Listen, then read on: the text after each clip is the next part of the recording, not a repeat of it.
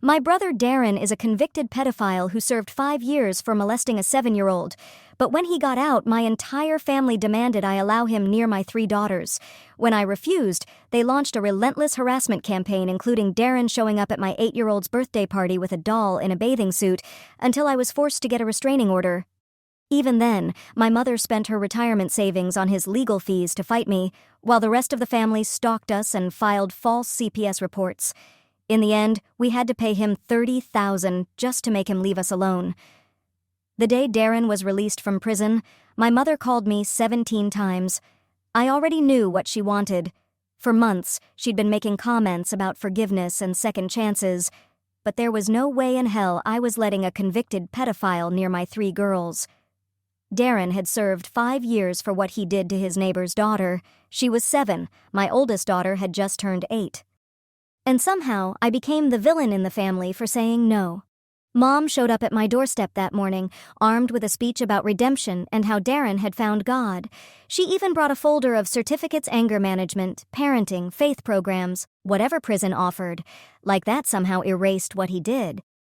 "Where's your Christian heart?" she asked. I kept it simple. He wasn't welcome. Not in my house, not for holidays, not for 5 minutes. My daughter's safety came first. Her expression shifted from pleading to furious. "They're his nieces," she snapped. "You're denying him his family." The guilt tripping started immediately. My sister Melanie called me crying, saying Darren had nowhere else to go. My father began texting me Bible verses about forgiveness every single morning. Even my Aunt Janet, who lives 3 states away, felt compelled to remind me that everyone deserves a second chance. But they saved the real ambush for Sunday dinner. I stopped by Mom's to pick up my grandmother's resized ring. The whole family was there. So was Darren, sitting at the kitchen table like nothing had ever happened, like he hadn't destroyed a child's life. "Uncle Darren!" my daughter Ellie yelled before I could react. She bolted toward him, her sisters close behind. I've never moved so fast.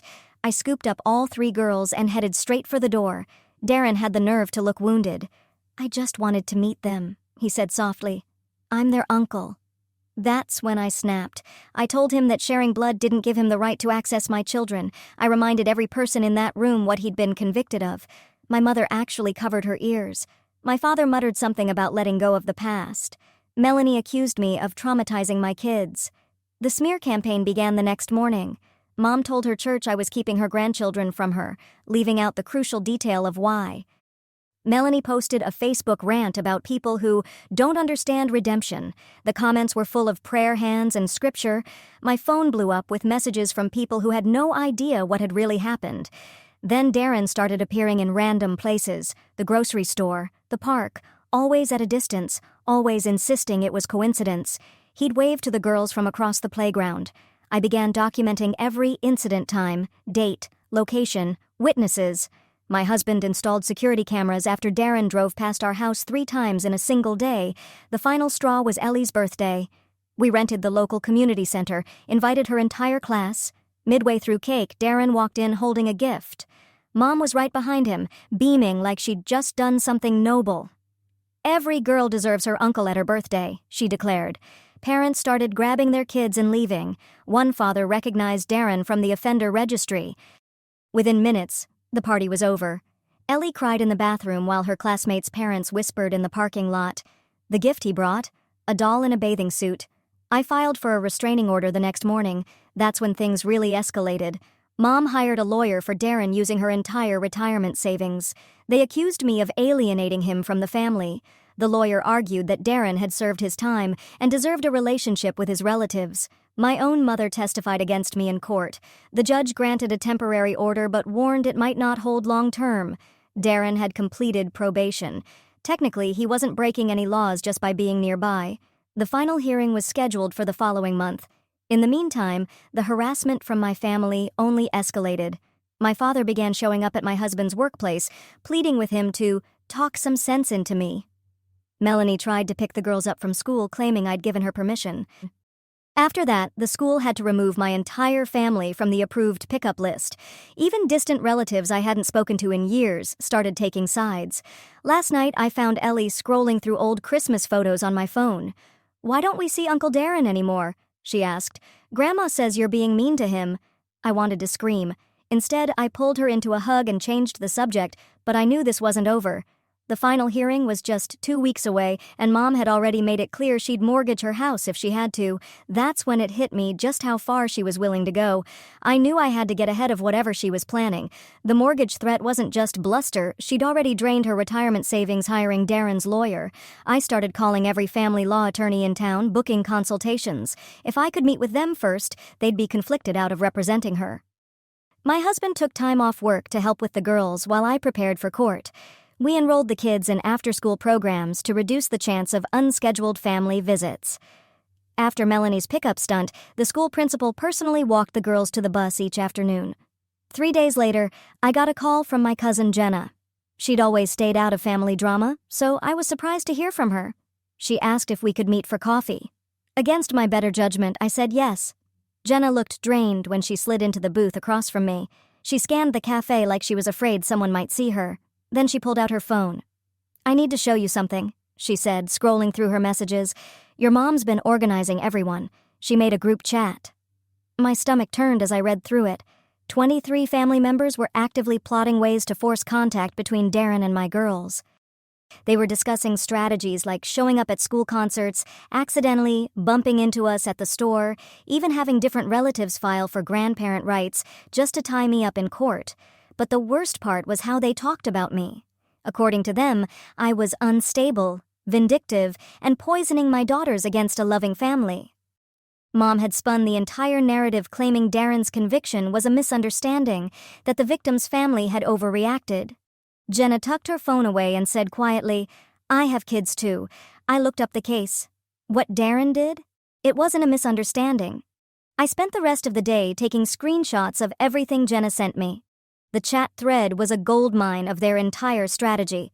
They planned to pack the courtroom with relatives. Several aunts and uncles had written character letters for Darren. Mom had even convinced my childhood pediatrician to write a statement about what a devoted brother Darren used to be. That evening, we spotted Darren's truck parked across from our house again. This time, Mom was in the passenger seat. They sat there for an hour, just watching. When my husband went out to confront them, they drove off only to return the next morning, and the morning after that. The security footage became key evidence. Our attorney said the pattern of surveillance could strengthen our case, but she warned us. Family court judges often prioritized reconciliation. The fact that Darren had served his sentence worked in his favor. The system viewed him as rehabilitated. I started sleeping poorly. Every unfamiliar car made me flinch. The girls picked up on the anxiety. Grace asked why we couldn't go to restaurants anymore. Ellie wondered why Grandma wasn't babysitting them. I gave vague explanations. Everyone's busy. But kids are perceptive. They knew something was wrong. A week before the hearing, things escalated. I was loading groceries when I noticed a woman watching me from across the lot. She approached as I closed the trunk and introduced herself as Patricia from Child Protective Services. Someone had filed a report claiming I was emotionally abusing my kids by denying them access to their family. My hands were shaking as I gave her my attorney's information. Patricia remained professional but thorough. She said she'd need to speak with the children, tour our home, and review their medical records. The complaint accused me of alienating the girls and causing emotional harm. The home visit, thankfully, went smoothly. The kids' rooms were tidy, the fridge was full, the girls' artwork filled the walls. They chatted easily with Patricia about school and their friends, but I knew this was just another tactic, another attempt to break me down. Mom was playing as dirty as she could. Our lawyer subpoenaed the CPS report. No surprise, it came from Mom's address. She had formally accused me of emotionally abusing my children for protecting them from a convicted pedophile. The irony would have been laughable if it weren't so terrifying. Darren grew bolder as the court date approached. He began jogging past our house every morning, always staying just within the limits of legality by keeping to public sidewalks. He'd wave toward the windows, hoping the girls might see. I kept them away from the front rooms, which meant we were essentially prisoners in our own home. The pressure from the family only grew. Dad left voicemails accusing me of tearing the family apart. Melanie sent long, pleading emails about healing and forgiveness. Relatives I'd blocked created new accounts just to message me. They all recited the same script. I was cruel, unreasonable, unchristian. Then came the letters. Mom had orchestrated another move this time, encouraging family members to write directly to my daughters. The letters were addressed to them and mailed to our home. I intercepted every single one, but the violation felt deep. They were no longer just targeting me, they were trying to manipulate my children. I read them all before shredding them. Each one followed the same pattern: how much they missed the girls, how heartbroken Uncle Darren was, how Mommy was keeping them apart. One aunt included photos of Darren looking sorrowful, another enclosed crayon drawings supposedly made for the girls during his time in prison. There was something unsettling about how well coordinated this entire operation had become. 23 relatives in a group chat, synchronized letters, carefully crafted messaging. Why was this family so obsessed with defending someone with his record? My husband installed more locks and added an alarm system. We changed our routes to school and after-school activities. I even began doing our grocery shopping in the next town over. We were basically living in hiding inside our own home. Then, the weekend before the hearing, Mom made her boldest move yet. She filed an emergency petition for grandparent visitation rights. In her filing, she painted me as unstable, claiming I'd cut off all family access without justification. She demanded immediate supervised visits with the girls and insisted Darren be included as their uncle. Our lawyer called it the kitchen sink approach. Throw everything at the court and hope something sticks. The emergency petition would be heard at the same time as our restraining order request. Mom was banking on the judge reaching for a compromise, maybe denying the restraining order, but granting her visitation. That weekend, I went into overdrive. I organized all our evidence security footage, written documentation of every encounter, screenshots of the group chat, and character statements from teachers, pediatricians, and counselors who actually knew our family. My husband helped build a timeline charting Darren's escalating behavior in detail. The morning of the hearing arrived gray and drizzly. I dressed conservatively but deliberately, not too severe. My husband wore his only suit. We dropped the girls off early at school, and even with the new security protocols, I hated leaving them. The courthouse parking lot was filled with familiar vehicles.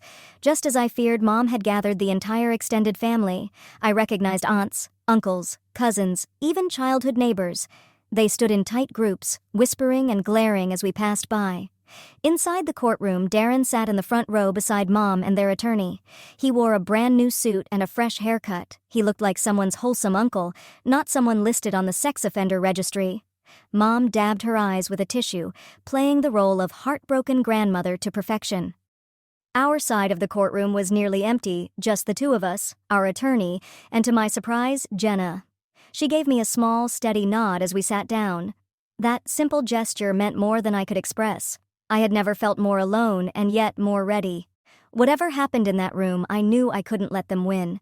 My daughter's safety was on the line. I had fought so hard to get here. I was ready to give everything to protect them. The judge entered the room. I squeezed my husband's hand. The gavel struck the bench. The hearing began. Our lawyer led with the security footage, clip after clip of Darren circling our house. The timestamps showed a clear escalation. Mom's attorney tried to dismiss it, claiming Darren had every right to jog in public spaces.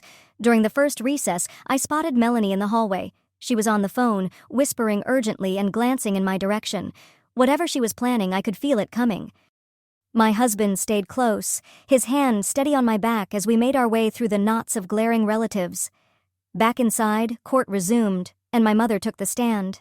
She presented herself as a devastated grandmother, cut off from her beloved grandchildren. She showed photos from old family events, smiling snapshots where Darren played with younger cousins. Her tears seemed real as she described how I had ripped the family apart. But our lawyer's cross-examination unraveled the performance. When asked directly about Darren's conviction, she downplayed it, saying the victim's family had exaggerated and insisting Darren had only shown affection. Several family members in the gallery nodded, fully buying into her delusion. The judge called for a short recess to review materials. In the hallway, my father cornered my husband by the water fountain. I watched from across the room as Dad gestured wildly, clearly trying to pressure him into convincing me to drop everything. My husband didn't say a word. He just turned and walked away, leaving Dad glaring after him. Jenna testified next. She brought printed screenshots of the group chat messages. Mom's lawyer objected several times, but the judge allowed them in as evidence of coordinated harassment. Jenna's hands trembled as she read their plans aloud, ambushing us at schools, stores, and events.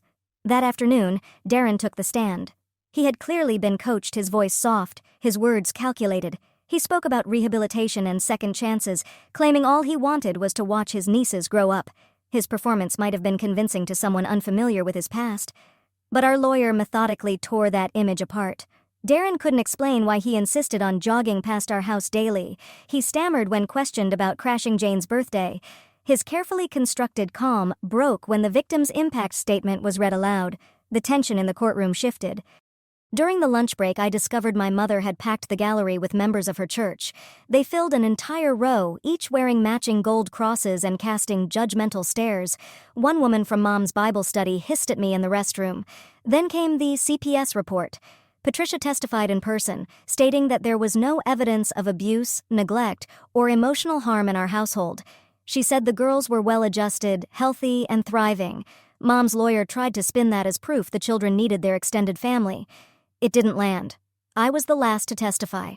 I laid everything out, every incident, every broken boundary, every attempt to bypass me and manipulate my children. I brought the letters addressed directly to the girls.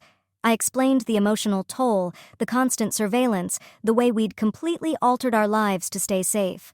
I held nothing back. Mom's lawyer tried to discredit me. He called me controlling, accused me of using my daughters as pawns in a personal grudge. I didn't take the bait. I stuck to documented facts, timelines, and video evidence. His accusations wilted against the hard footage and records we'd compiled. The judge announced that he would take 3 days to review all evidence before delivering a ruling. We gathered our things and made our way to the exit.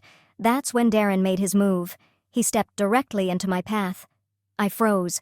His eyes were flat, cold, as he leaned in close enough that only I could hear him. "I'll be seeing them soon," he whispered. My husband stepped in immediately, placing himself between us. Our attorney, nearby, noted everything for the record. Darren backed off with a smirk, returning to sit beside Mom and their lawyer. The threat was subtle, vague enough to deny, but the intent was crystal clear. That evening, our mailbox was overflowing. Letters from various relatives, each condemning us, urging forgiveness, demanding reconciliation. Someone had even left a Bible on our front porch, specific verses about mercy and forgiveness highlighted in yellow. The next morning, a new issue arose. Jane's teacher called. Melanie had shown up at the school, claiming there was a family emergency and she needed to pick the girls up. The school followed our protocols and refused, but Melanie created a scene that rattled both staff and students. I drove to the school right away to speak with the principal. She showed me security footage, Melanie arguing with the front desk staff, then bursting into tears, loudly claiming she was being kept from her nieces. The principal promised continued vigilance, but gently suggested we consider enrolling the girls somewhere else. The disruptions were escalating, and other parents had started voicing concerns. I left feeling exhausted and defeated. Mom's campaign was working bit by bit. It was pushing us to the edge. When I got home, I found my husband outside, installing even more cameras around the property. He had taken the rest of the week off after my father showed up at his job again, this time with Uncle Janet's husband in tow. They'd tried to corner him in the parking lot during his lunch break. Later that afternoon, Jenna called with troubling news. The family group chat had shifted into a full-blown planning hub for what they would do after the judge's decision. They were already discussing how to overwhelm us with legal filings and drain us financially.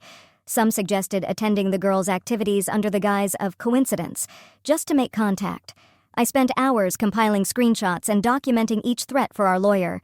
Every new message felt like another stone added to the weight on my back. The girls could sense the tension in the air. They'd grown clingier, more anxious. Ellie had begun having nightmares, though she couldn't explain what frightened her. We did our best to keep things calm for them, but the stress was constant. 2 days after the hearing, Darren escalated again. He showed up at the grocery store while I was shopping with the girls. He didn't approach directly, but he positioned himself just close enough to be seen. He waved animatedly, calling out the girls' names. I abandoned our cart without a second thought and rushed the girls out. Jane asked why we were leaving the groceries behind. Ellie wanted to know why we weren't allowed to talk to Uncle Darren. Their innocent confusion crushed me. I struggled to find the words to keep them safe without terrifying them. That night brought another violation. Someone had entered our backyard. Nothing was missing, nothing destroyed, but the girls' outdoor toys had been rearranged. The door to their playhouse was wide open, and inside were 3 wrapped presents. The security footage during that time? Completely blacked out. My husband called the police while I checked every lock and window in the house. The officers took a report but explained that without signs of forced entry or camera evidence, there wasn't much they could do. Inside the boxes were dolls, each one dressed in a bathing suit, just like the one Darren had brought to Jane's party. The psychological warfare was suffocating. Every creak of the floor, every gust of wind outside sent me into a panic. I double-checked locks constantly, barely slept. My husband began working from home full-time just to maintain a constant watch.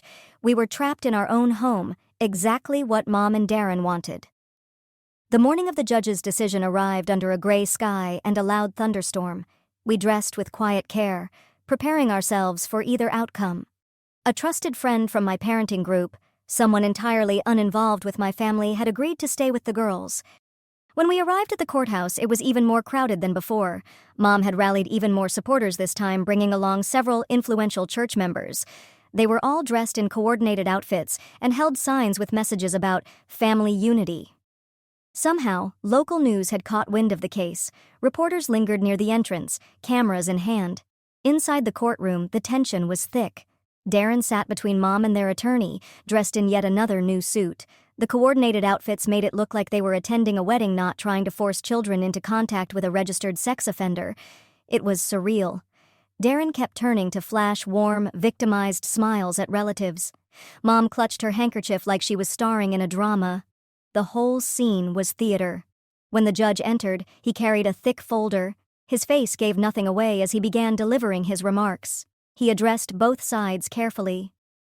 He acknowledged the extensive evidence we'd provided, the repeated surveillance, the coordinated harassment efforts, the retaliatory CPS report, but he also noted Darren's completion of his sentence and the rehabilitation programs he had undergone. Each line felt like the ticking of a countdown clock, like I was inching closer to losing everything I'd spent months fighting to protect. Then, the tone shifted.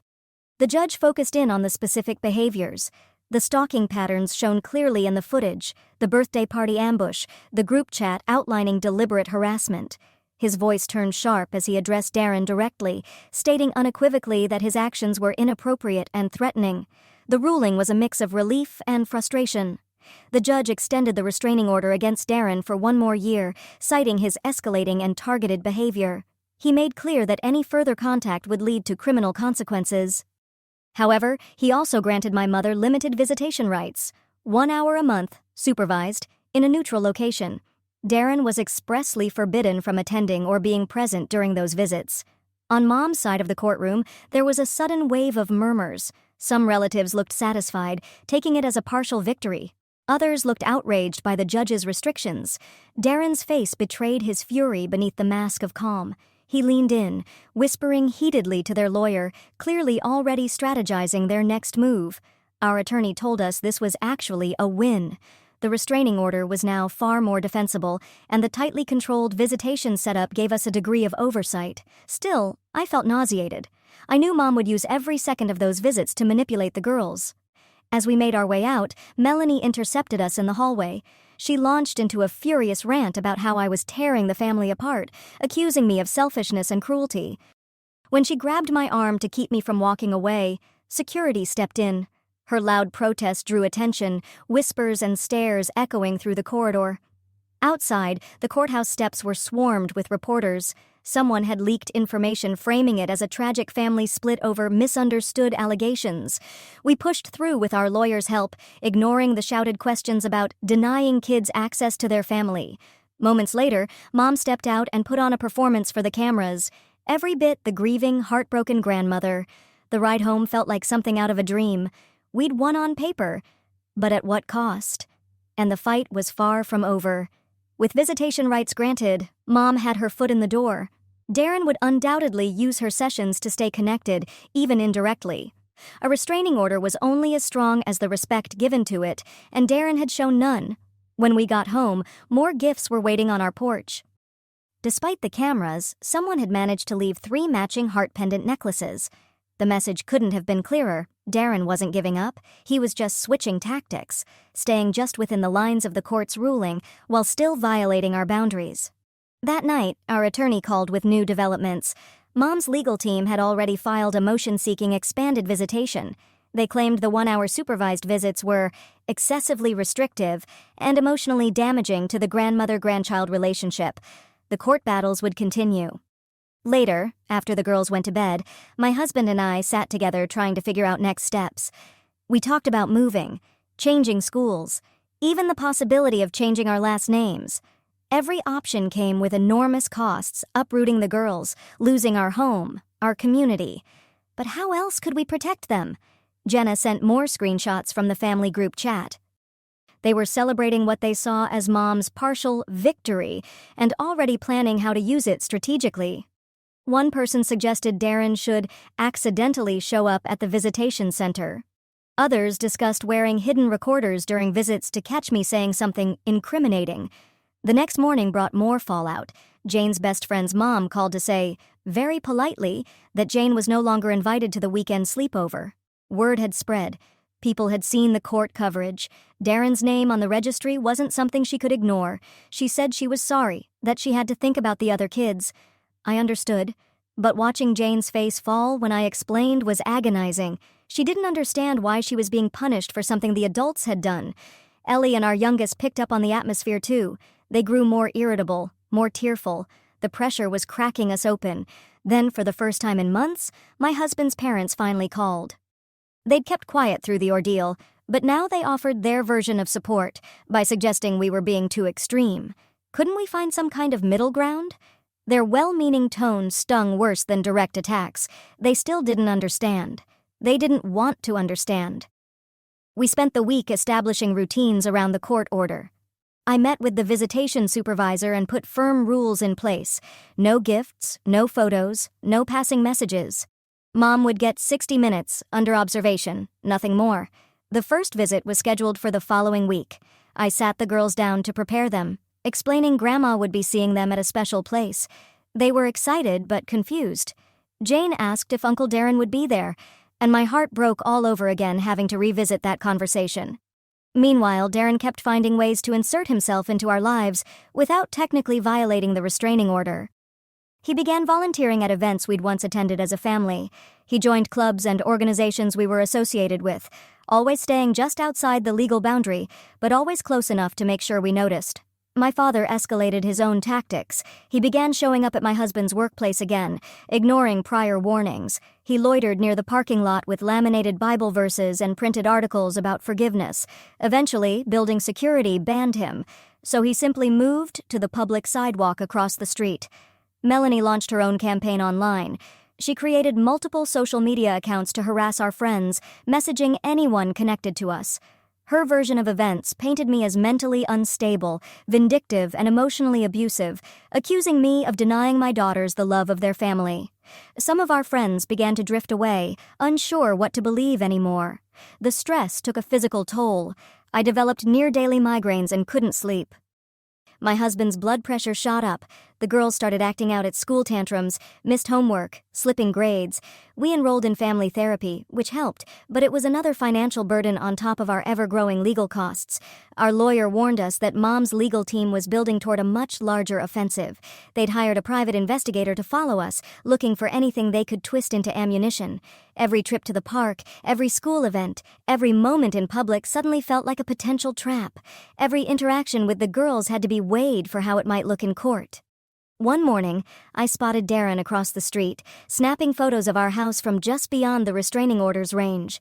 He looked straight at the camera and waved. He wanted me to know he was documenting everything too, laying the groundwork for when the order expired.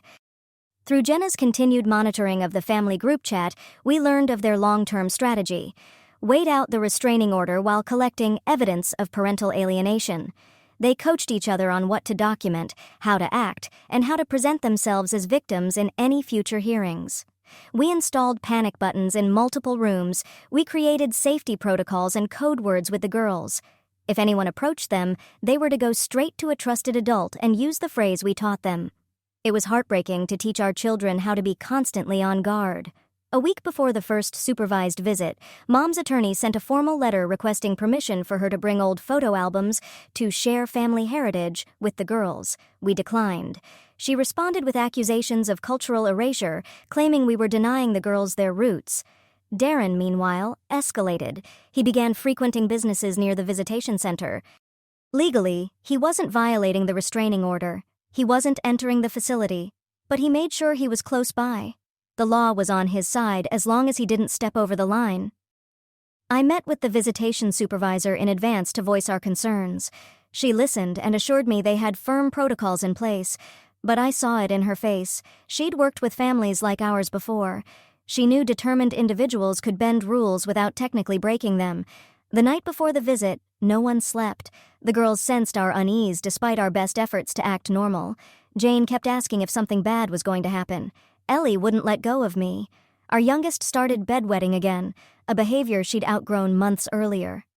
That morning, I dressed the girls with care, neat, tidy, but not overdone. I didn't want to give Mom any reason to claim we were withholding care or appearances. My hands trembled as I braided their hair. My husband double-checked the discreet recording device our lawyer had authorized. The visitation center was a converted house, designed to feel comforting but equipped with all necessary safeguards. We arrived early so the girls could explore and feel at ease. They played in the toy room while I filled out paperwork and reviewed the visitation guidelines one more time. Mom arrived exactly on time, dressed sharply and carrying a small tote that the supervisor searched thoroughly. When she saw the girls through the window, her face lit up. For just a second, I saw the grandmother she could have been if she hadn't chosen Darren over their safety. The supervisor led the girls into the visitation room while we waited in a separate observation area. I watched through a closed-circuit monitor. At first, everything appeared normal. Mom hugged them, crying softly. She'd brought approved coloring books and crayons. Then came the manipulation. She began reminiscing about family dinners and holidays. She spoke about how sad everyone was without them. She mentioned Uncle Darren repeatedly, watching the girls' faces closely. The supervisor redirected her several times, but Mom was skilled at emotional manipulation, subtle, hard to call out but deeply damaging. By the end of the hour, the girls were visibly upset. They didn't understand why they couldn't visit Grandma's house, or why Uncle Darren wasn't allowed to be part of it. The ride home was filled with impossible questions. I tried to answer as gently and truthfully as I could, but every word felt like a landmine. That afternoon, our attorney called with alarming news. I don't understand why a judge would grant any visitation after everything documented stalking, harassment, CPS reports. It feels like there's something broken in this legal process we haven't fully grasped. Darren had filed his own lawsuit. He was claiming defamation and emotional distress, arguing that our false accusations had damaged his reputation and strained his family relationships. It was transparently retaliatory, but it would still cost us more money, more time, more energy to defend against. The war of attrition dragged on. Every legal filing chipped away at our savings. Every act of harassment eroded our sense of safety. Every manipulation attempt cracked away at our daughter's innocence. Mom and Darren were systematically dismantling our lives, carefully towing the line to stay just within the bounds of the law. The supervised visits had become the new front line. During the second session, Mom brought a scrapbook she'd compiled herself. The supervisor had reviewed it and approved it, no overt violations. But Mom was strategic. She'd carefully included photos of Darren at every major family event, subtly portraying him as the cherished uncle the girls had been unfairly kept from. I watched on the monitor as she flipped through the pages, telling sweet, nostalgic stories about Uncle Darren's kindness, generosity, and love. The girls listened closely, their expressions uncertain, their confusion growing with every word. When the visit ended, Jane came straight to me and asked why, if Uncle Darren was so nice, he wasn't allowed to come to their visits too. That same week, Darren's defamation case moved forward. Our lawyer had filed a motion to dismiss, but the judge denied it, allowing the case to proceed to discovery. Now came depositions, subpoenas, document production, and more legal bills. Darren's plan was clear: drain us financially while maintaining his narrative of being the wronged party. The family's coordination hit a disturbing new level. Relatives began appearing at the girls' extracurriculars. An aunt loitered at dance class. A cousin sat on the bleachers at soccer. No one violated the restraining order, but they all made sure we noticed them. Other parents began to comment on the growing presence of lurking family members. Jenna continued forwarding updates from the group chat. They had organized an actual rotation schedule to keep the pressure constant while protecting each participant from legal consequences. They called it their alienation portfolio, and they were documenting every sighting, every facial expression, every interaction. 3 weeks after the court's decision, I discovered Mom had joined my gym. She never attended the same yoga classes, but she timed her arrivals and exits so I would see her. She'd wave with sad eyes in the parking lot, carefully playing the part of the heartbroken grandmother for public sympathy. The girl's behavior deteriorated rapidly. Jane withdrew from her friends and stopped inviting anyone over. Ellie's nightmares became more frequent, though she still couldn't name what scared her. Our youngest began having explosive tantrums we hadn't seen since toddlerhood. The family therapist told us plainly, the emotional strain had become too much for the children to process. The constant fear, confusion, and tension were taking root. Darren escalated again. He got a job at the hardware store just 2 blocks from the visitation center. It gave him a lawful reason to be nearby during every scheduled visit. I recognized his truck parked just where we'd have to pass it each time we arrived or left. He knew exactly what he was doing. During the 3rd supervised visit, Mom pushed the limits again. She handed each girl a locket containing family photos, including one of Darren. The supervisor intervened and confiscated them, but the damage had already been done. The girls didn't understand why they couldn't keep something their grandma had given them. Our finances crumbled. Between the legal battles, therapy bills, and beefed-up security, our savings were gone. My husband took extra shifts, and I picked up freelance work from home, anything to avoid hiring sitters. The stress carved deep shadows into our faces. We barely recognized ourselves in the mirror anymore. Then came what looked like an accident, but felt like a warning. I was backing out of a parking space at the grocery store when another car clipped mine. The driver jumped out, apologizing profusely, until I realized who it was. One of Aunt Janet's sons. His tone changed quickly. He insisted on involving the police, creating a record that painted me as distracted and careless behind the wheel. The deposition in Darren's defamation case was scheduled for the following month. Our attorney warned me to prepare for the worst. They would grill me, drag every protective measure into question, frame me as unstable and vindictive. They would spin every safety protocol as paranoia against a supposedly reformed man. Mom also began escalating her visitation requests. She filed for unsupervised access, claiming that the previous sessions had been smooth and proven her reliability. She included sworn statements from various family members, vouching for her character and accusing me of unreasonable behavior. Every filing required a response. Every response cost more money. I began noticing vehicles following me during errands. Different cars, different drivers, but always the same pattern-keeping distance, never breaking the law. I mentioned it to our attorney. He said they were learning. After the group chat evidence, they'd become more careful. Proving coordinated surveillance now would be close to impossible. The 4th supervised visit brought new emotional warfare. Mom spent the entire hour talking about family traditions the girls were missing out on. She told stories about holiday dinners, birthday celebrations, weekend sleepovers, making it seem like we were robbing them of love and joy. Birthday parties, holiday gatherings, summer barbecues, all described by Mom as magical moments stolen from the girls. She never explained why they couldn't be there, just planted the idea that something wonderful was being kept from them. Darren's behavior grew increasingly brazen.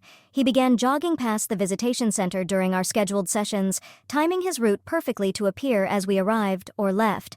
He'd wave at the girls through the window, never stepping over the legal boundary. The supervisor documented it, but technically he wasn't in violation. Our home turned into a stronghold of anxiety. We installed more surveillance cameras, added window alarms, and kept all curtains shut tight. The girls eventually asked why we were living like we were hiding. I didn't know how to answer without frightening them or poisoning their still innocent love for a family that no longer deserved it. Then came the deposition like a storm we couldn't avoid. Darren's attorney grilled me for 6 relentless hours. They dissected every choice I'd made since his release, twisting my protection into paranoia, my documentation into obsession. I kept my voice steady, but inside I could feel myself unraveling. 2 days later, Jane's teacher reached out. She was concerned. Jane had written a story about a family torn apart by a mean mommy who wouldn't let anyone visit. The teacher gently suggested additional counseling to help her process what she was clearly struggling with. Another cost. Another reminder that this war was damaging our children in ways we couldn't undo. Mom's next move was deliberate. She began attending the same church we had quietly switched to after everything exploded, sitting across the sanctuary dabbing her eyes during hymns. To people who didn't know the history, she looked like a heartbroken grandmother, unjustly shut out. Some church members started avoiding us. Others looked at us with subtle judgment. Then came the financial blow. Darren had hired a second attorney, one with a reputation for aggressive, scorched-earth litigation. The message couldn't have been clearer. They could afford to escalate. We couldn't. My husband suggested pulling from his 401k, but we both knew it would only prolong the inevitable. During the 5th supervised visit, something shifted. For just a moment, Mom dropped the carefully curated mask. When the supervisor stepped out briefly to use the restroom, I watched, helpless, through the monitor as she leaned in and whispered something to the girls. I couldn't hear it, but I saw the change in their faces.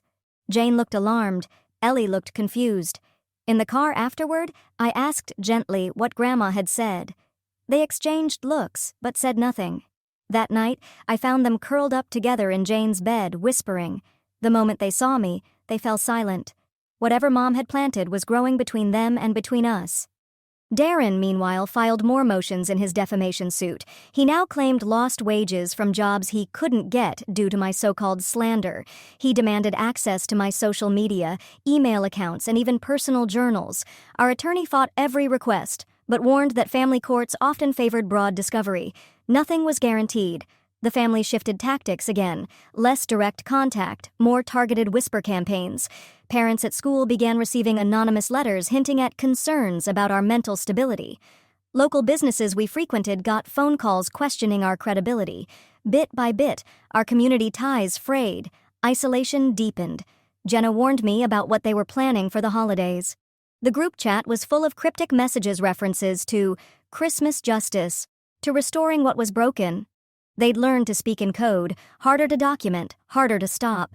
The 6th supervised visit was scheduled for December 23rd. Mom arrived with a bag of neatly wrapped gifts, all approved by the supervisor after inspection. Nothing overtly inappropriate, just books, puzzles, art supplies. But each item carried subtle emotional hooks. A puzzle of her house, books about cherished family traditions, art materials in Uncle Darren's favorite colors. That evening, I finally learned what Mom had whispered weeks earlier. Ellie broke down in tears and told me Grandma said Uncle Darren had made them special presents, that he was keeping them hidden at her house, and if they could just convince Mommy to let them visit, they could have them. It was masterful manipulation. My daughters now had a secret with their grandmother, a promise tied to their uncle. They didn't understand the danger only, that I was the barrier between them and something they believed was made with love. Jane accused me of ruining Christmas. On Christmas Eve, we found 3 packages on our doorstep. The security cameras caught nothing, just a dark-clothed figure who knew exactly where the blind spots were. The gifts had been left at 3 a.m. Inside the boxes were handmade dolls, meticulously crafted with care and unsettling precision. Each one bore a tag that read, "Love, Uncle Darren," in deliberate, careful handwriting. I wanted to throw them away on sight, but the girls had already seen them. If I took them, I'd become the villain who ruined their Christmas. But if I kept them, it meant Darren had once again managed to breach the walls of our home. I compromised. I told the girls we'd decide what to do later and stored the dolls in the garage. Christmas morning was muted. The girls opened their gifts with little joy, clearly preoccupied with the dolls in the garage and the whispered promises of more gifts waiting at Grandma's house. My husband and I exchanged grim looks over their heads. It felt like we were losing, slowly and completely, to a campaign of emotional siege. The day after Christmas, our lawyer called with the news we feared. The judge in Darren's defamation case had ruled partially in his favor. While the wage loss claims were dismissed, the court found that I may have damaged his reputation beyond what was necessary to protect my children. The case would proceed to trial to determine damages. I sat in the kitchen, staring blankly at the legal documents. We couldn't afford a trial. The retainer alone would devastate us financially.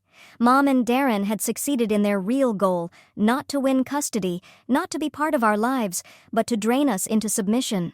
That night I found my husband in the garage, staring at the dolls Darren had made. Each one looked disturbingly like our daughters' matching hair, matching clothes, down to their favorite accessories. The implications made my stomach turn, but legally they were still just gifts from an uncle. No proof of anything more. The next morning delivered another blow. Jane's best friend's mother called to say they were transferring schools. The ongoing drama had made other parents uncomfortable. Others were considering similar moves. Our daughter would lose her social circle all because I insisted on protecting her. It was during the 7th supervised visit that I finally made my decision. Watching Mom spin her carefully rehearsed narratives to my daughters, watching their eyes cloud with confusion, watching their resentment toward me grow while our finances shrank, I realized I couldn't win playing defense. After the visit, I met with our attorney and instructed them to offer a settlement in Darren's defamation suit. The amount made me physically ill, $30,000 we didn't have, but it was less than the cost of a trial. And more importantly, it came with a provision Darren wouldn't be able to resist. The offer included a permanent, ironclad, no-contact agreement, much broader than the existing restraining order. Darren's greed won out over his obsession. He agreed to the settlement, probably believing he'd find a way around it later. We liquidated our retirement accounts to pay him. It felt like paying ransom, but in return, we secured something precious, a legal wall Darren could no longer breach.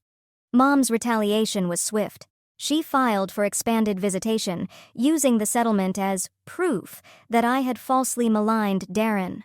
But our attorney had seen this coming. Darren had been required to sign a clause in the settlement acknowledging that continued contact could be emotionally harmful to the children. The judge reviewing Mom's petition wasn't fooled. He cited the ongoing pattern of manipulation, the orchestrated harassment, and her misuse of the supervised visits to undermine our parental authority. Instead of granting her more access, he reduced her visitation to 4 times a year, strictly supervised, with no unsupervised moments or physical gifts. Mom's face visibly aged as the decision was read. The toll of her campaign was etched into every line. She had gambled everything, her retirement savings, her relationship with her grandchildren, her credibility, and lost. The family group chat exploded with fury. Jenna sent me screenshots. Some relatives blamed Mom for pushing too far. Others turned on Darren for taking the payout. The alliance that had harassed us for over a year collapsed into bitter infighting. We used the breathing room to begin healing. Jane's school agreed to implement additional security protocols. We found a new therapist who specialized in the impact of family-based coercion and emotional manipulation. Slowly, gently, we began explaining pieces of the truth to the girls, enough for their age, enough to help them understand why Uncle Darren wasn't allowed in their lives. The quarterly visits with Mom grew less volatile. With tighter oversight and longer gaps in between, she lost her grip on their emotions. The girls began to see her not as a central figure, but as a distant, fading relative. It wasn't perfect, but it was manageable. 6 months later, Darren broke the no-contact agreement. He sent birthday cards to each of the girls, delivered through a third party. The cards were brief and harmless on the surface, but they violated the agreement. Our lawyer filed for contempt immediately. This time, the judge didn't hesitate. Darren faced a choice: jail time or a hefty fine. He chose the fine, another hit to Mom's dwindling finances, since she was still covering his legal expenses. The extended family began to fall away. Without Mom funding their campaign, and with the court-imposed legal barriers now firmly in place, most found it easier to let go. A few held on to their outrage, but without coordination, their scattered efforts lacked the force of what had once been a relentless group assault. On the anniversary of Darren's release, I sat in the backyard watching my daughters play. Their laughter rang out, light and unburdened. They no longer glanced over their shoulders. The cost had been immense: financial devastation, fractured family ties, months of fear, but they were safe. Their innocence bore scars, but it had survived. My husband came out with 2 mugs of coffee and sat beside me. We didn't need to speak. We had survived because we chose the battles we could win and accepted the price of those we couldn't. The war wasn't over. It probably never would be. But we had won what mattered most. The girls ran toward us, faces glowing. They had adjusted to this new version of our life with the remarkable resilience children often possess. They now understood that some family members couldn't be trusted, that love, real love, sometimes meant keeping a firm distance. Hard truths learned far too young, but learned nonetheless. As I wrapped them in a hug, I thought about the price of protection. Any parent would pay it without hesitation, but few grasp the true cost until the bill comes due. We had paid in savings, in relationships, and in pieces of their childhood. But watching them run, safe in their own yard, I knew I would pay it again. The restraining order would eventually need renewal. Mom would still get her tightly supervised quarterly visits. Darren would probably test boundaries again, searching for new ways in. But in that moment, this small, quiet moment, my girls were safe. And sometimes, that's the only victory that matters. Not conquering the war, but surviving each battle, protecting what you love most. I still wonder about Mom, how much she aged after losing. Was she truly convinced she was doing the right thing all along? Or was it always about control? About proving she could bend others to her will, no matter the cost? I may never know. But I do know this. I stood between my daughters and the danger, and I did not move.